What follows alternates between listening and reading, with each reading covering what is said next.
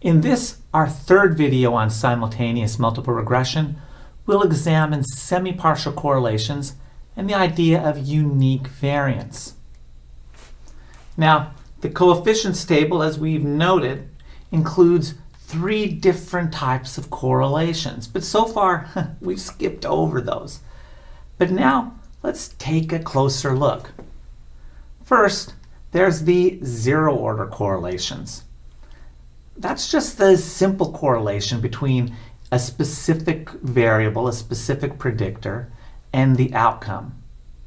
For example, here we see that the correlation between mother's education and grades is 0.357, while the correlation between study hours and grades is 0.197. Okay? Well, that's useful, but nothing really new there. For now, we'll still skip over what's called the partial correlations, and instead we're going to focus on what's called the part or semi-partial correlation. Now, part and semi-partial correlation are 2 names for the same thing, so don't get confused if you hear someone, or maybe me, using them interchangeably. I'll try to stick with semi-partial as that's probably more widely used, but I may slip and say part correlation sometimes. Okay? The semi-partial correlation is the correlation between one variable and the outcome after you've statistically removed the effect of all of the other predictors from that variable. Now, this next bit is subtle, but it's important. We're only removing the effect of those other variables from that specific predictor. We're not removing their effect from the outcome. As we'll see later on, that's because we want to talk about all of the variance in the outcome. So the semi-partial correlation reflects the unique association between a specific predictor and the outcome. And because it's a correlation, you can square the semi-partial to find the variance in the outcome that's unique to that specific variable. For example, the semi-partial for mother's education is 0.258. If we square that semi-partial correlation, we get 0.0666. That means that 6.66% of the variance in grades is uniquely related just to mother's education. Similarly, the semi-partial for study hours is 0.065. If we square that, we get 0.0042, meaning that 0.42% of the variance in grades is uniquely related just to study hours. Now, if this sounds familiar, and it should, think back to our discussion on statistical control, Venn diagrams, and unique variance associated with a single predictor variable. This is the same thing. This is how we estimate just how large that part of the Venn diagram, that unique variance piece is. To see that, let's look at a Venn diagram. All right, here's our outcome variable, grades, with this circle reflecting all 100% of the variance in grades. Let's add mother's education, and we see that there's overlapping variance between mother's education and grades, right? All of that overlapping red area is the variance in grades related to mother's education. So it's equal to the squared correlation between mother's education and grades, right? Now, let's add father's education, and we see its overlapping variance with grades and also with mother's education.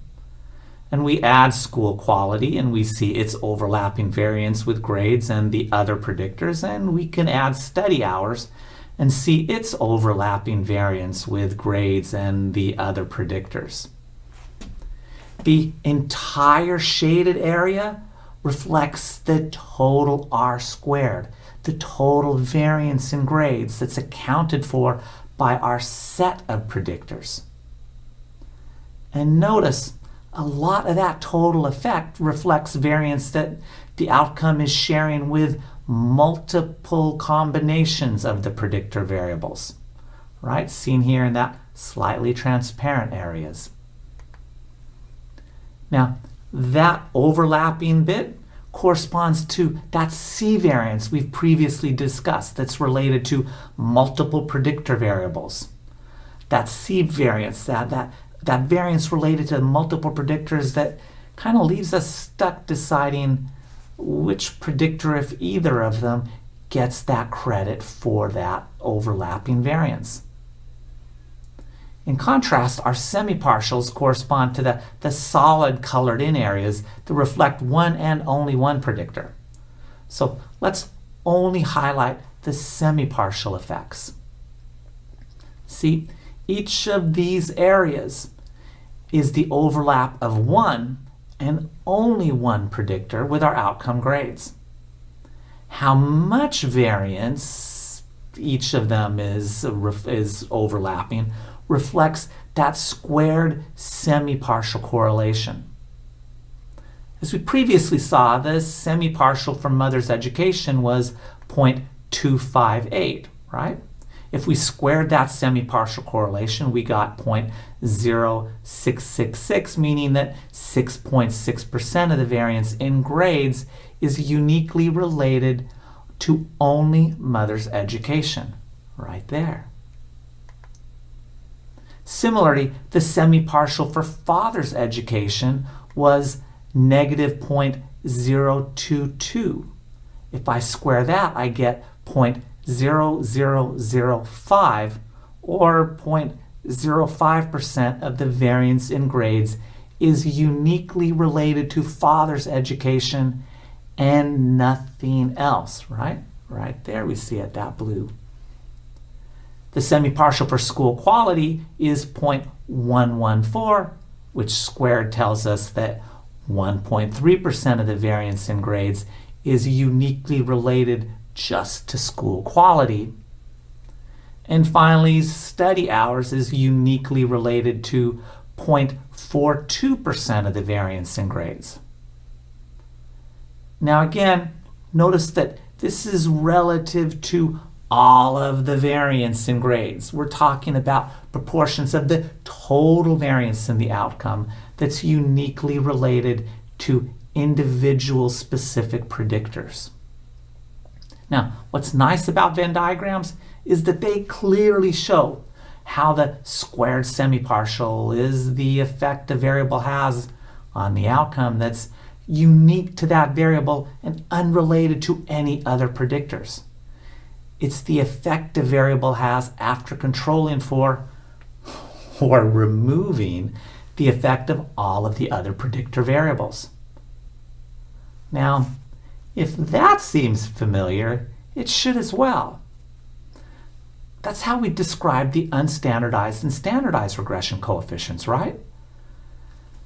That's because they're all looking at the same thing, just in different ways. They're all talking about the same part of a Venn diagram. They're just doing it using different types of units, right? The unstandardized regression coefficient describes this unique effect, the unique effect that one variable has controlling for all other variables in terms of raw units. A 1 hour increase in reading leads to how much of a point increase in GPAs. The standardized regression coefficient talks about the same effect in terms of standard deviations. A 1 standard deviation increase in hours studying leads to how many standard deviation increase in GPA. And the squared semipartial correlation talks about the same effect in terms of variance. How much of the variance in grades is uniquely related to study hours and nothing else. But it's all the same effect. And once you recognize that they're all the same effect, it may not surprise you that they're all statistically evaluated the same way using the same t-test. That's why we previously talked about this as the Costco of statistical tests. It does it all. Okay? So we've covered a lot of information from the coefficients table. But notice we still haven't talked about those partial correlations.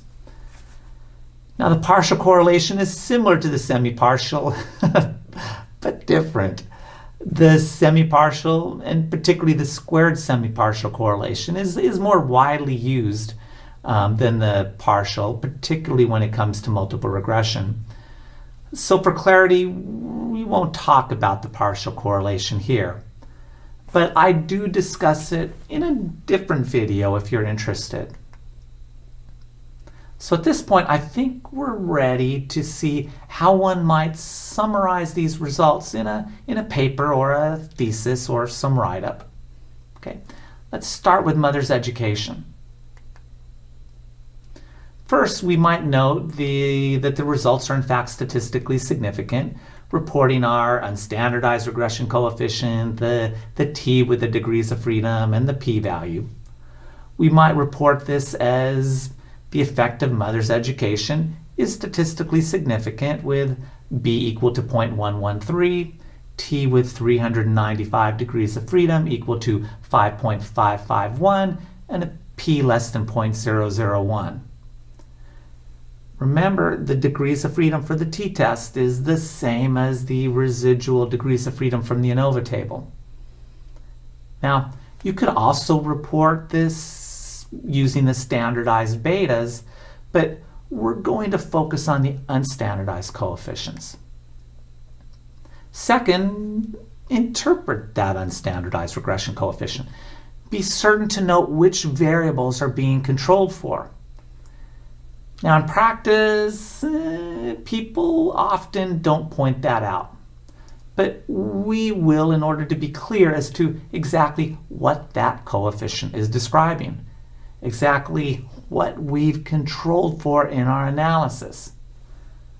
So you might say something like, controlling for father's education, school quality, and study hours, a 1 unit increase in mother's education is associated with a 0.113 unit increase in GPA. Third, it's good to report your confidence interval. That tells the reader how precise our point estimate of 0.113 really is.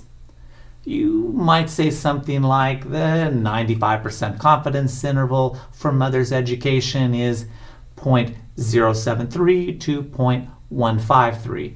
Notice we place that confidence interval in brackets, right?